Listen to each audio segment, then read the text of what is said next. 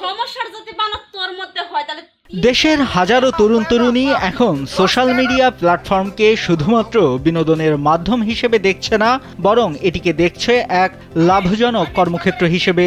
Facebook ও ইউটিউবে বিভিন্ন হাস্যরসাত্মক video তৈরি করে অনেকেই একদিকে যেমন কর্মসংস্থানের সৃষ্টি করছেন, অন্যদিকে দেশ থেকেই বৈদেশিক মুদ্রা অর্জনে রাখছেন গুরুত্বপূর্ণ ভূমিকা।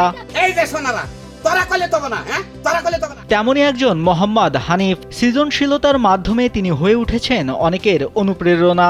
তিনি ফেসবুক ও ইউটিউবে নিয়মিত বিভিন্ন হাস্যরসাত্মক ভিডিও তৈরি করেন। স্যান্ডেলিনা সো, রূপচর্চায় আভিজাত্য।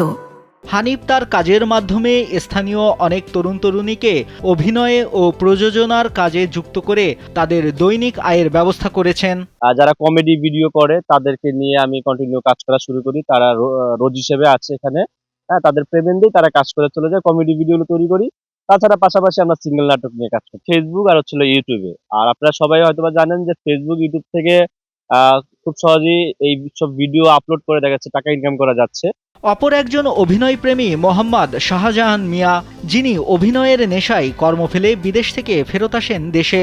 শাহজাহান মিয়ার গল্পটি আরও অনুপ্রেরণাদায়ক অনেকের কাছে। ছোটবেলা থেকেই তিনি যাত্রা ও সঙের মঞ্চে অভিনয় করতেন। জীবিকার সন্ধানে বিদেশে পাড়ি জমালেও অভিনয়ের প্রতি তার তীব্র টান তাকে আবারও দেশে ফিরিয়ে আনে। আমি ছোট সময় খুব হঠাৎ ছিলাম। আমি যাত্রা নাটক এই সমস্ত জিনিসের মধ্যে আমি উপযোগ গেছি। আমাকে একটু নামাইছে, নামানোর পরে আমার বাপ মাই দিশা বলে ছেলে নষ্ট হয়ে যাবে। আমাকে বাপ মাই আমাকে বিদেশ পাঠাইলো। বিদেশে কিছু উপার্জন করলাম, করার পরে দেশে চলে আসলাম। এখন দেখি দেশে ইউটিউবে মানে ফেসবুকে এই সমস্ত জায়গায় মানে কাজ কাম চলে। আমাকে সবাই যেমন ডাইকে আমাকে একটু অভিনয় করায়, তাতে মোটামুটি আমার ভালোই উপার্জন দেয়। বিভিন্ন ধরনের অঙ্গভঙ্গি ও হাস্যরসাত্মক গল্প কাহিনীর অভিনয়ের মাধ্যমে এই কন্টেন্ট নির্মাতারা একদিকে যেমন দর্শককে নির্মল বিনোদন দিয়ে যাচ্ছেন, তেমনি অন্যদিকে এই প্ল্যাটফর্মের মাধ্যমে অর্থ উপার্জনের মাধ্যমে নিজেদের জীবিকা নির্বাহ করছেন। উপার্জনটা মনে করেন যে আপনি কাজ করাইতেছেন, আমার দিয়ে একদিন কাম করাবেন, আমার পেমেন্টটা দিয়ে দিবেন, মানে এইভাবে কাজ করি। আমার কোনো চ্যানেল নাই। দেশের অনেক তরুণ তরুণী আজ সোশ্যাল মিডিয়া থেকে অর্থ আয়ের এই নতুন সম্ভাবনায় মগ্ন। অনেকেই চাকরি ছেড়ে ঝুঁকছে এই পেশায়। বর্তমানে আমি কাজ করতেছি ফানি ভিডিও। আমি আসলে সব ধরনের অভিনয় করি। আমি পাই মাসে 30-40 হাজার টাকা আসে। প্রতিদিন কাজ করলে প্রতিদিনকার টাকা প্রতিদিন দিয়ে দেয়। যখন ইউটিউব এই যে পেজ ফেসবুক এগুলো যখন একবারে পুরোপুরি যখন রানিং হয়ে গেল, এখান থেকে আমি মোটামুটি ভালো একটা আর্নিং করি। তো এই আর্নিং করার ক্ষেত্রে আমি এই গার্মেন্টসের চাকরিটা ছেড়ে দিয়েছি। এখন মাশাআল্লাহ অনেক ভালো আছি। আমার মিডিয়াতে শখ করে আসা হয়েছে।